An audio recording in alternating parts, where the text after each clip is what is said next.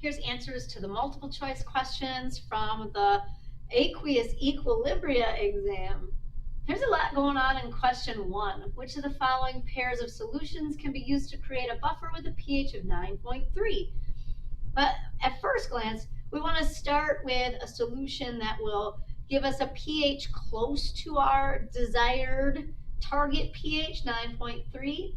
If I use equal amounts of acid and base, then I know that I get a buffer with that 1-to-1 ratio where the pH equals the pKa, which right there might lead you to D, that if I want a buffer with a pH of 9.3, and I start with the ammonium ion, that would be the conjugate acid of ammonia, but the pKa would be about a 9.26.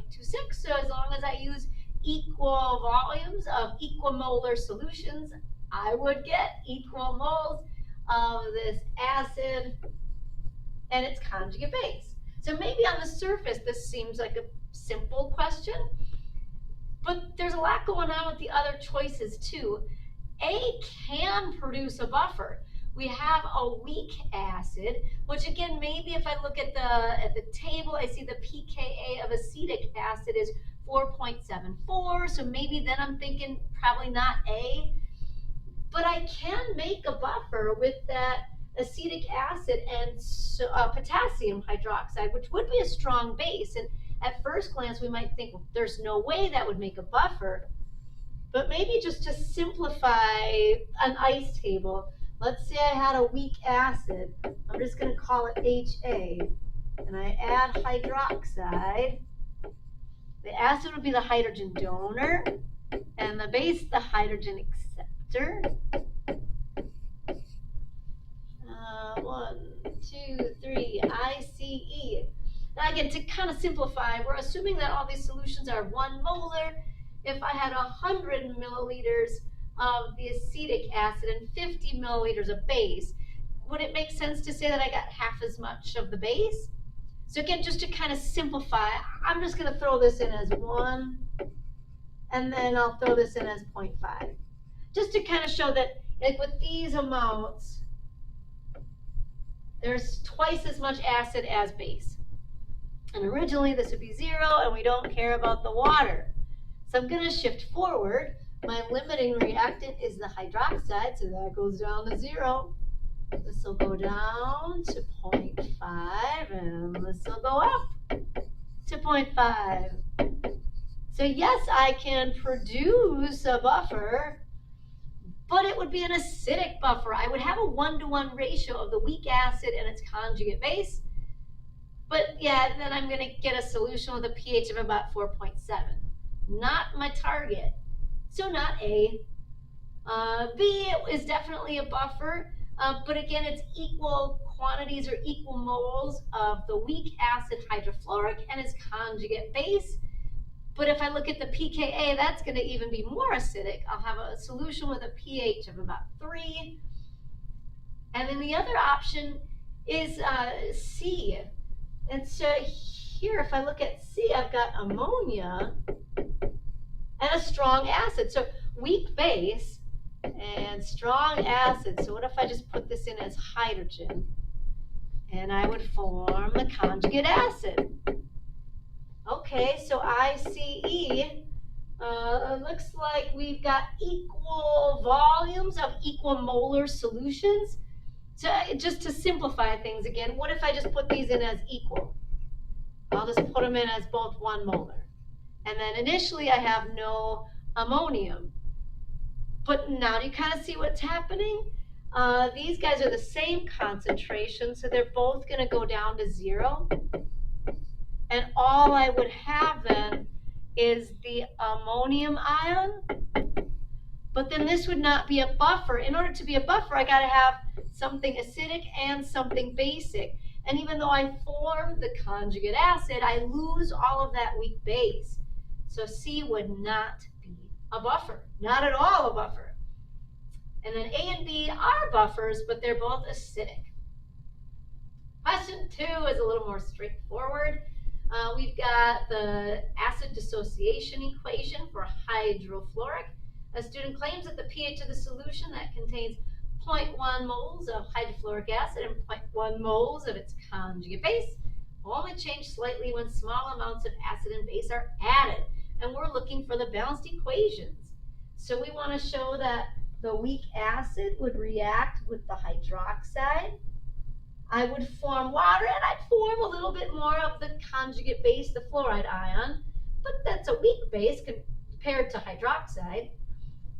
That fluoride ion from the sodium fluoride could react with acid. And again, I would form some of the weak acid, but that's not going to have as much of a change on my pH as strong acid hydrogen would. So in all of these buffer calculations and equations, we're always looking at reactions that start with something acid. So here's weak acid, and then something base, strong base. There's got to be an acid and a base that react together. Here's my conjugate base reacting with strong acid. Acid and base always need to react together. Like question 3, a student has 10 milliliters of acetic acid and sodium acetate in a test tube. The student adds a few drops of bromocresol green, that's an acid-base indicator. Observes a yellow color which indicates the pH of the solution is less than 3.8. Okay, so if the pKa is 4.8, and I think about the Henderson-Hasselbalch equation, pH equals pKa plus the log of that ratio. Well, if I had a 1-to-1 ratio buffer, then this drops out as the log of 1 being 0, and the pH just equals the pKa. So if this was a 1-to-1 ratio buffer, the pH of the solution should be 4.8.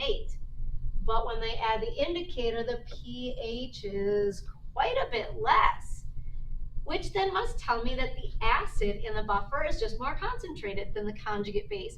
We don't have to make buffers with a 1-to-1 ratio. We can tweak that ratio for a target pH. I like question 4. Again, we've got the acid dissociation equation for hydrofluoric. To prepare a buffer with a pH of about 3.5, 4.2 grams of solid sodium fluoride are added to 500 milliliters of 0.1 molar hydrofluoric acid. So this should be a buffer. I've got the fluorine ion, the sodium is a spectator, and then I got my weak acid.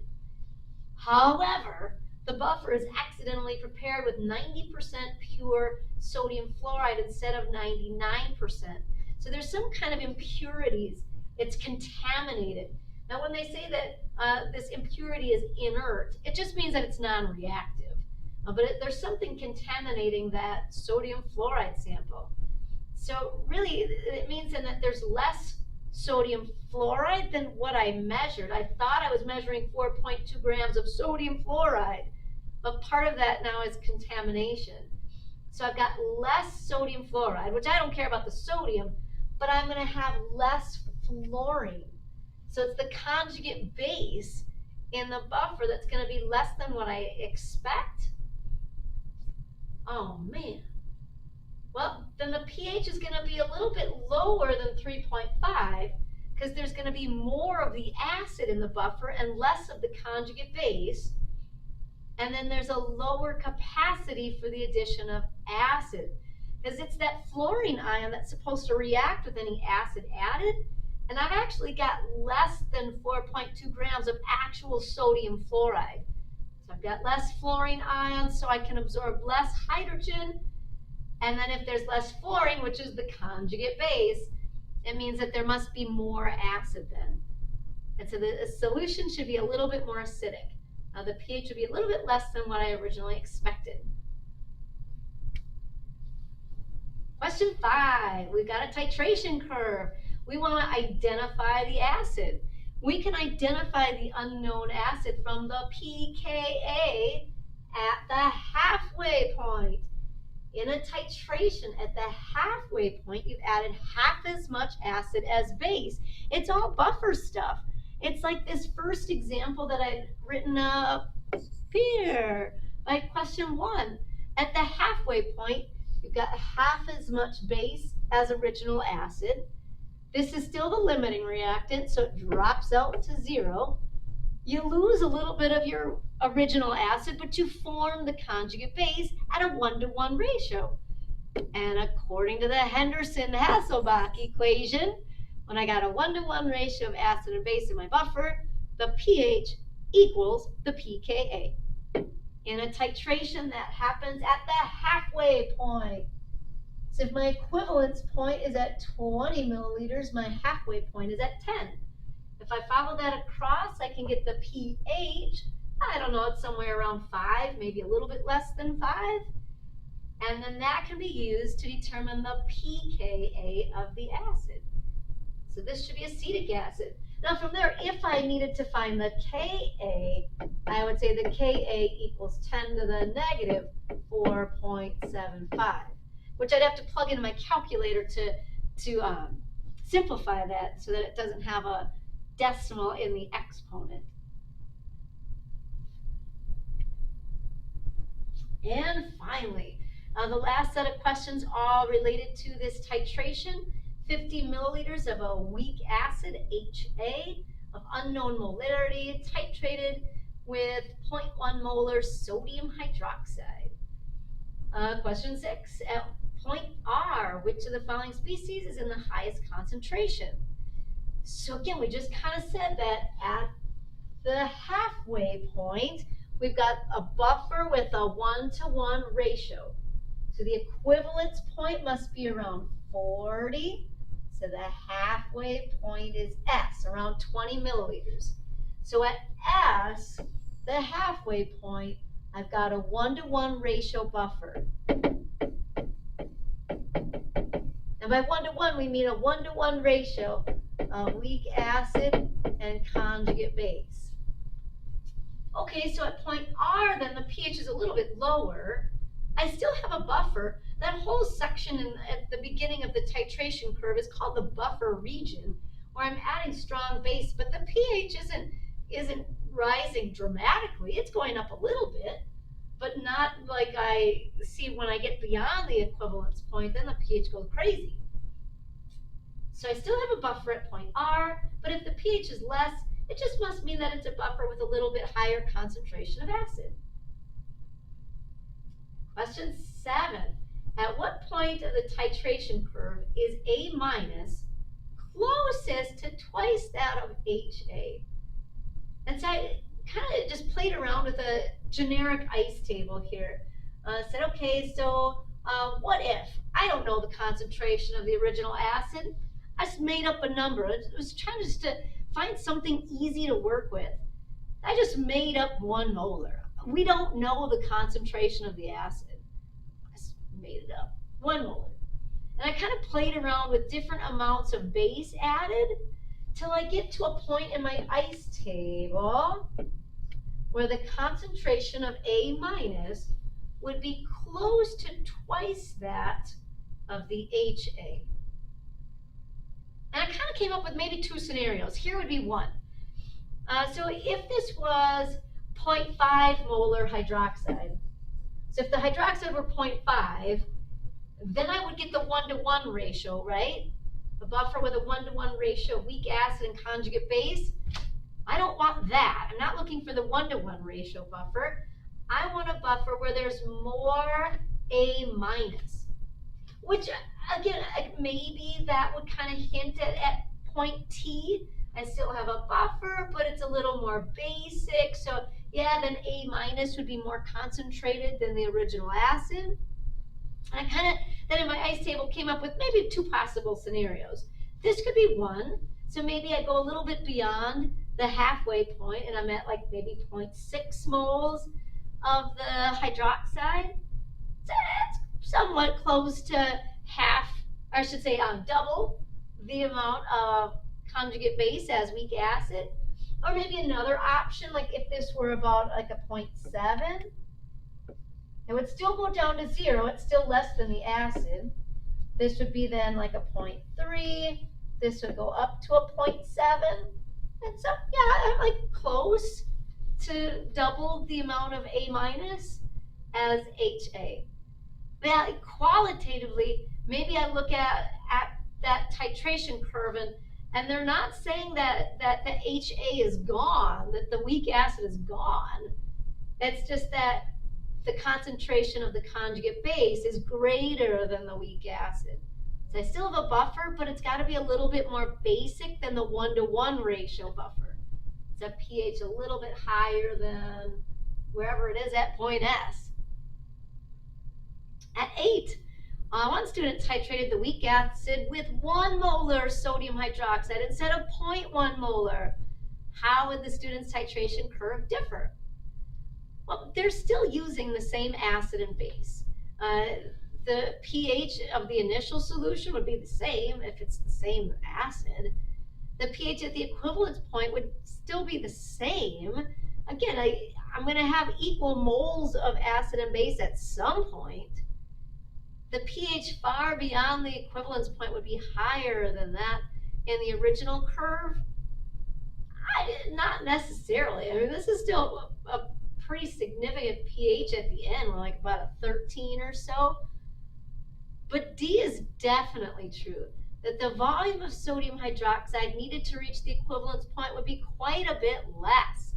At the equivalence point, we would have equal moles of acid and base, but if my base is like 10 times as concentrated, it's going to take quite a bit less volume to get to the point where I have equal moles of base compared to what I start with in acid.